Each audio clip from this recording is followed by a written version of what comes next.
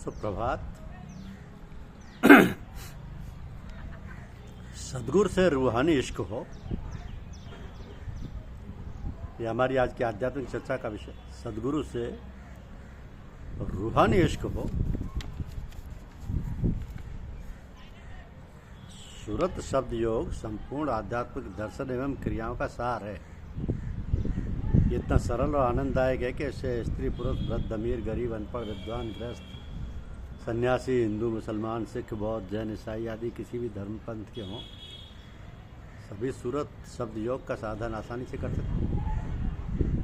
आज के लिए दो अनिवार्यता है, एक तो सदगुरु, दूसरा सत्संग।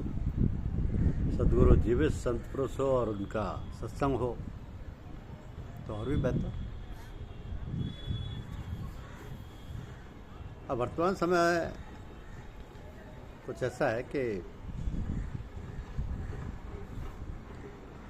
प्राचीन काल की आवश्यकताएं कुछ और थी, आज की आवश्यकताएं कुछ और हैं।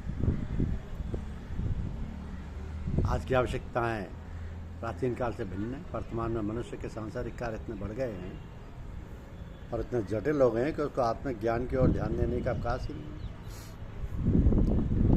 न हार्दिक लगाव है। और कुछ लोग तो आत्मिक ज्ञान चाहते भी हैं तो वह कठिन साधनों से हतोत्साहित हो जाते हैं। बात भी ठीक है। ये देखकर वर्तमान में संतों ने एक सहज सुगम विधि बताई कि कम समय में बिना किसी आडंबर के अपने घर में बाल बच्चों के साथ रहते हुए सूरज शब्द का साधन करने की सरल विधि अपना लो।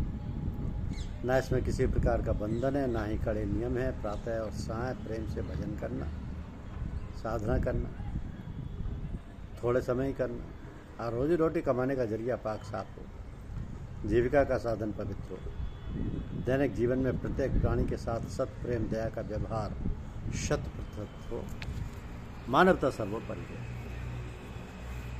तो सदगुरु से सत्संग किया जाए। जब सदगुरु में प्रेम हो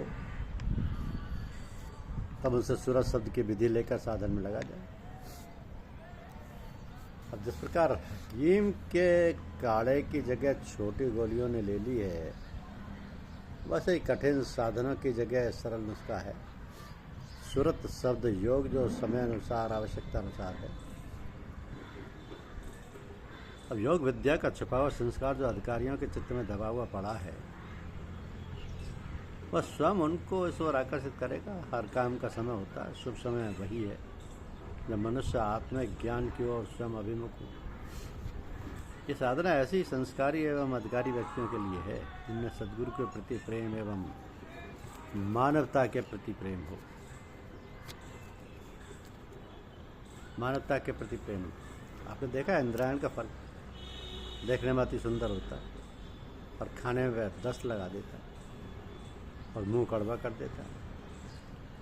ऐसा ही ये प्रेम मार्ग। उपनिषदें कहती हैं कि यहाँ शुरू में तो बहुत खुला हुआ और मनोहर है, पर आगे इतना तंग और भयानक है कि जहाँ किसी प्रकार का भी आराम नहीं। इस पर चलने वाले पथिक तकलीफों के शिकार हो जाते हैं, वह हैरान व परेशान रहते हैं। दूसरा श्रेय मार्ग है जो कुछ देर तक तो संकीर्ण दिखाई देता है, पर आगे बहुत चौड़ा और सुहावना है। इसके मुसाफिरों को चाहे कुछ दिन कष्टों का सामना करना पड़े, पर आगे सुखी सुखी ईश्वर दर्शन है, मुक्ति है। प्रेम मार्ग दुनिया की ओर जाता है और दुनिया में फंसाता है। श्रेय मार्ग आत्मा की ओर गया, इस पर चलने से कल्याण होता है, मुक्ति मिलती है, प्रभु का और अपने रूप का साक्षात्कार होता है, ब्रह्म ज्ञान मिलता है। तो प्रेम मार्ग तो शैतानी रास्ता है जिसमें आगे बड़े बड़े खड्डे हैं, भयानक जंगल जिनमें चोर डाकू बटमार छुपे रहते हैं और वो मुसाफिरों को लूट के पीछे फेंक देते हैं, उन्हें तंग करते और मार डालते हैं। और श्रेय मार्ग देवताओं और सत्पुरुषों के चलने की राह है। इसमें अनेक प्रकार के सुख व आनंद है। जो इस पर चलता है अमर हो जाता है, जो बुरे कार्यों को त्याग देता है और किसी सच्चे संत के साथ हो लेता है, वही इस पर चल पाता है। फिर भी शैतान यहाँ भी सैकड़ों प्रलोभन देता है, बहकाता है, तंग करता है, रोड़े अटकाता है, और ये सब थोड़ी दूर तक ही करता है। जब वह जान जाता है कि वह अपने संकल्प में दृढ़ है और मेरे धोखे में नहीं आने का, चंडवायु का वेग भी इसे अपने इरादे से नहीं हटा सकता, तो उसका पीछा छोड़ देता है और फिर रास्ता उसके लिए साफ हो जाता है कि अब कोई खटका नहीं। यूँ तो अंत समय तक भय रहता है, सांप आस्तीन में है, कहीं काट ना खाए। पर साधक को शुरू में कई साल तक बहुत ही वीरता से उसके साथ युद्ध करना चाहिए। बड़े बड़े धोखे देता है, इससे बचते हुए अपने काम में लगे रहना चाहिए। रास्ते में अकेला राहगीर ही लूटा जाता है, उसे तंग किया जाता है, समूह के साथ है उसके ऊपर आंख उठाकर नहीं देख सकते। यदि इस मंडली में शक्तिशाली पुरुष हों तो कोई भय ही नहीं रहता। तो ये बात श्रेय मार्ग के चलने वालों पर लागू होती है। निर्धाम तक पहुँचने की इच्छा है तो अपनी सोसाइटी बना के चलो। रास्ते की कठिनाइयों से बचने के लिए किसी अनुभवी महात्मा को साथ ले लो, वो तुम्हें भूल भुलैया से ही बचाएगा और हर प्रकार से तुम्हारी रक्षा करेगा। जो लोग सत्पुरुषों के संग्रह कर चलते हैं उन्हें भय नहीं रहता। उनके आत्मिक तेज के प्रताप से असुर दूर भाग जाते हैं और तुम्हारे लिए रास्ता सुगम कर जाते हैं।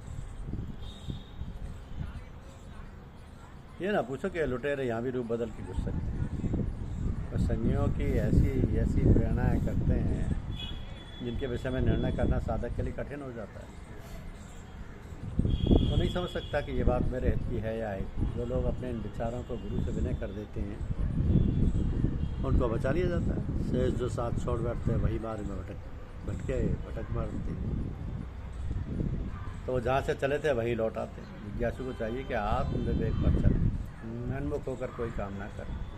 मन में सत्कर्मों तथा सत्संग की ओर से घृणा व लापरवाही आते ही उसे गुरु से विनय कर डाले और वह जैसा उचित समझेंगे करेंगे। मनुष्य का हृदय नित्य निरंतर विभिन्न प्रकार के अलौकिक और पारलौकिक कामनाओं से भरा रहता है। इसी कारण ना तो वह कभी यह विचार ही करता है कि परम आनंद स्वरूप परमेश्वर को किस प्रकार प्राप्त किया जा सकता है, और ना काम्य विषयों की आसक्ति के कारण वह परमात्मा को पाने की अभिलाषा ही करता है। ये सारी कामना साधक पुरुष के हृदय में जब समूल नष्ट हो जाती है तब वो जो सदा से मरण धर्मा था अमर हो जाता है। जब साधक के हृदय की अहंता ममता रूप समस्त ज्ञान ग्रंथियाँ परिणाति घट जाती हैं, उसके सब प्रकार के संशय सर्वथा नष्ट हो जाते हैं और जब उसे ज्ञानियों के निरंतर अभ्यास से परमात्म तत्व की दृढ़ अनुभूति हो जाती है तो वो शरीर में रहते हुए ही अमर हो जाता है। बस इतना ही ब्रह्म विद्या का सनातन उपदेश है। यही सनातन उपदेश है, क्योंकि गुरुदेव की दया कृपा जब तक नहीं होगी, गुरुदेव जीवन में नहीं होंगे, गुरुदेव से रूहानी मोहब्बत नहीं होगी, तो साधक का आगे बढ़ना बहुत मुश्किल है। साधक की आध्यात्मिक तरक्की गुरुदेव की दया कृपा से ही संभव है, क्योंकि साधक को तो ईश्वर से मिलने का रास्ता पता ही नहीं।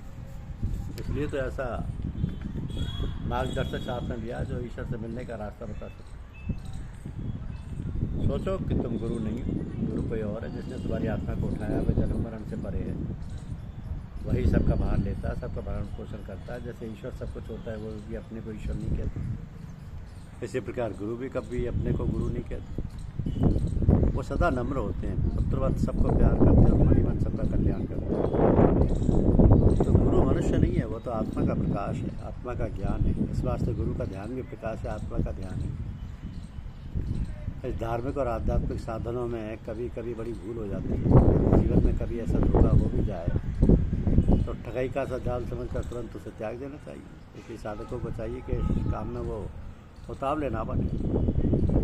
किसी को अपना जीवन जल्दी ही बेच देना बुद्धिमानी नहीं है। 2-4 महीने देखें, उनके सत्संग का लाभ उठाएं, तब वो उस पर विश्वास करें।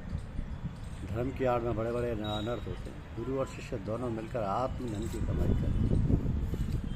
जब आपका गुरु पर पूर्ण विश्वास है तो फिर गुरु का पूर्ण अदब हो, पूर्ण समर्पण हो, पूरा सम्मान हो।